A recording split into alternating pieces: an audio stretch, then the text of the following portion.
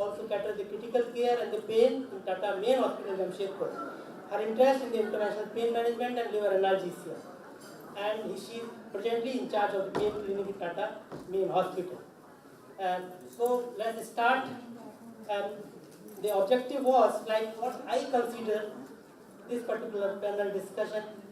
I had a small presentation, but because of paucity of time, where I have showed a picture where the light is coming from one corner.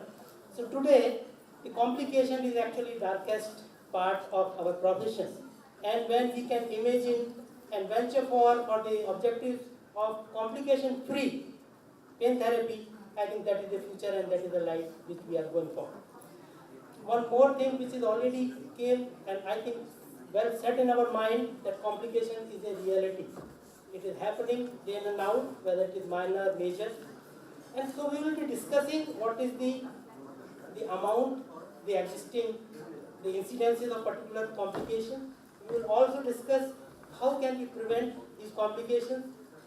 We will be looking for other extensions which are missed out during the lecture because we had only 3 lectures and half of them is gone in the audiovisual failure. So we will be discussing that. And complications. we will discuss everything. Yeah, we will include this as a complication. And so I will start with asking Dr. Srividya. Dr. Srividya, what do you mean by complication as such? Thank you, Dr. Jarun. Coming to the very literal meaning of what you would find in a dictionary, what is complication? Would be a secondary disease condition or a secondary disease or a condition which aggravates an already existing one. Okay? So, if you would put it, say, what is a common disease in India and especially the eastern zone, it would be, say, malaria. So whenever it is complicated malaria, whether it is a failure or cerebral malaria or something, that develops a complication. But taking in terms of in pain parlance, okay? If you put it in pain parlance, now a patient has a prolapsed disc and you go for an intervention, and unfortunately for you, you either have an abscess or a hematoma, and then following that maybe the patient goes into it was unrecognized and the patient went into a paralysis, and that would be a complication of something that you had undertaken to treat the pre-existing condition that the patient had. Yeah, very comprehensive definition you have said. We all know complications have a different shape and sizes. So we can name them. It may be a difficulty, problem, issues, obstacle, hurdle, whatnot.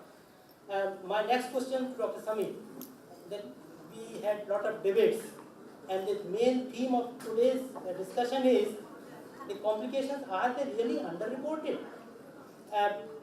Already if you discussed, few suggestions have come that what is happening in India and the UK context, and this is the right time, Dr. Samir. So tell me that, are the complications really underreported?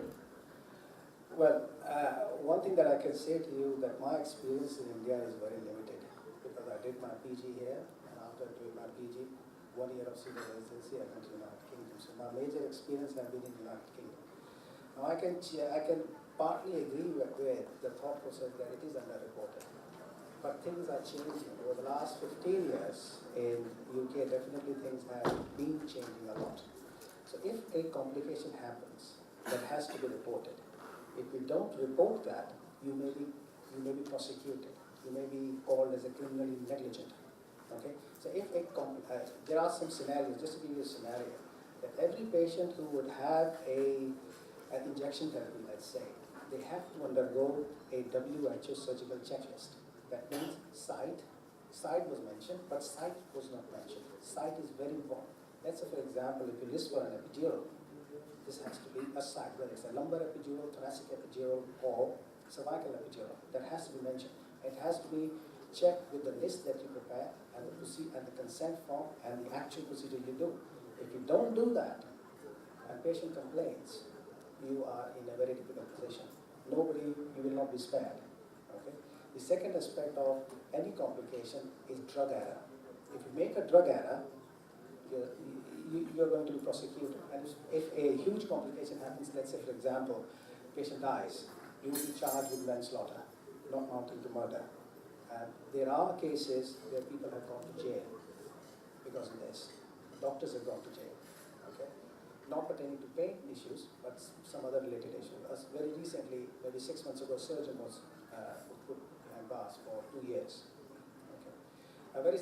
The other important issue becomes if somebody is allergic to something and you give that medication, let's say patient is allergic to penicillin and you give that medication. So all these complications have to be reported.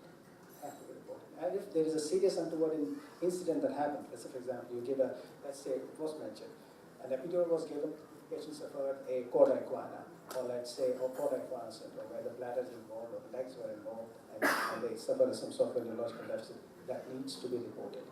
So things have moved on, especially in our institution within the working environment that we do. So for us, it has not been underreported for us. Sir, this is the irony of the fact that we all been promised to ourselves or by medical, the promise we take that the primum non nocere theorem do no harm at least. But unfortunately, this is not the case. Every time we try to avoid, we try to prevent or identify, but still the complications are happening. What he has mentioned that they are reported, but question is, are they underreported? Can I So- just take up here and provide a little bit of evidence on what is in the literature as far as reporting is concerned. And this is a paper which was evaluating the long-term complications of epidural steroid injections, and this was published in the current Physical Medical Rehabilitation Journal as I discussed here about. So the authors have got to say that though most of our, and epidurals are probably the most common interventions which are generally performed by any interventional physician. As a result, and most of the studies related to epidural steroid injections would usually be directed towards safety and efficacy, but very, very few would really target what kind of complications are. So much so that while evaluating about 2,000 epidural steroids, a large study, they identified that, and this was a paper which was published in 2011, and they just identified about 2.4% complications, and that too minor ones. Minor ones per injection, only 2.4%, and minor ones in like pain on injection site and numbness and other things. But no major complications were But reported. this is, I think, is a good example. Yeah. This is all American. I'm not talking of anything India. So when you come to Indian scenario, and I'm sure But this Dr. is a good Jadhav has example question on because that. one paper is only discussing about the minor complications, and at the same time when we talk about the transforaminal, we talk about the paraplegia and the death. So this contradiction itself means something is under carpet. But I give you another indirect example. Why there are lawsuits are increasing? If the complications are not happening, why is somebody will go to the court? So this is an indirect evidence. As we are increasing the number of interventions, the patients are going more and more in the court. So it is an indirect way. Another give you the live example, which is the direct example. A survey was done, though not related to interventional pain management only. It was a great survey, very big survey, including all specialties, many hospitals and cities. And what they found out, only 1 out of 7 problem is reported. And there's a big publication, but what was the gist? That the people, those are reporting, they do not know what to be report, not to report, where to report, how to report, and so the system which is picking up the problem, they found at fault. That is one aspect. Yeah, I would again, madam, you want to say something? Yeah, take my. One question to Samir. In my part- Do you feel that since this gentleman, I think he's left the hall, was suggesting that there is a tendency towards an algologist to go in for interventional procedures? Do you think this is one of the major causes? Because if you do something, you'll get complications. If you're not operating, you don't get complications. If you're not treating, you don't get complications. Because you're treating, interventional pain pathology is superseding the conventional method. Do you have a feeling? Yes, I do. I do have a feeling. And I have a very clear thoughts on that. And just to give you, and I gave some statistics. Just ignore the monetary part. I'm not talking about the monetary part. No, I'm giving you the statistics. Just to give you statistics, in our pain clinic, we see around 1,800 new patients.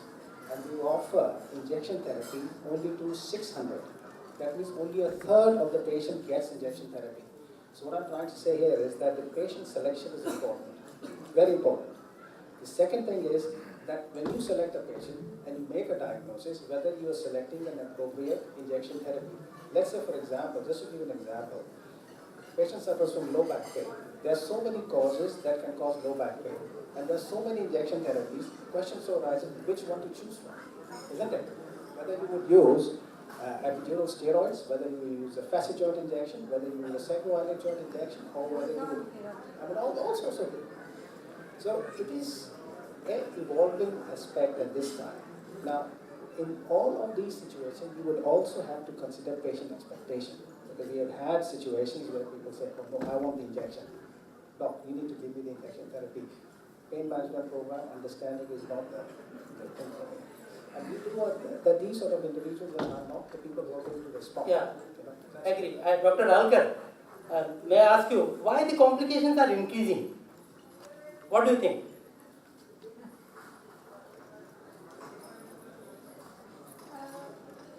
There could be many things. First, we don't have a proper teaching infrastructure and everything. Like those who have practiced for 25 years, they are switching on to the pain. So teaching part is there.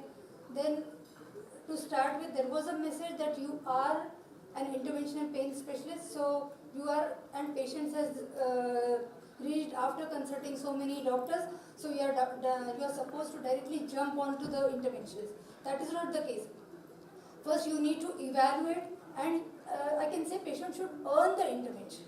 And moreover, the approach should be holistic. It's not just the one thing which is going to treat it. So you need to consider everything, and you need to take all the precautions, every possible thing to. You need to educate the patient, and one more thing that you need to evaluate the psychological status as well.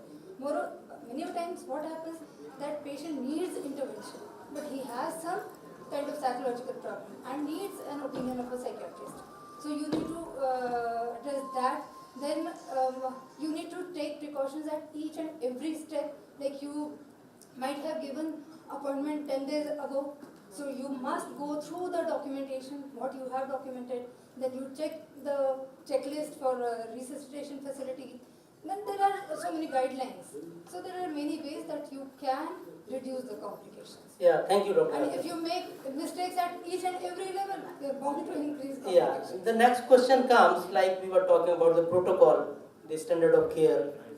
I give you a small example. We all know when we do the straight ganglion, the most common complication is injection in the intervertebral artery and then the convulsion. And there is a new technique suggested by Abdi et al. That you go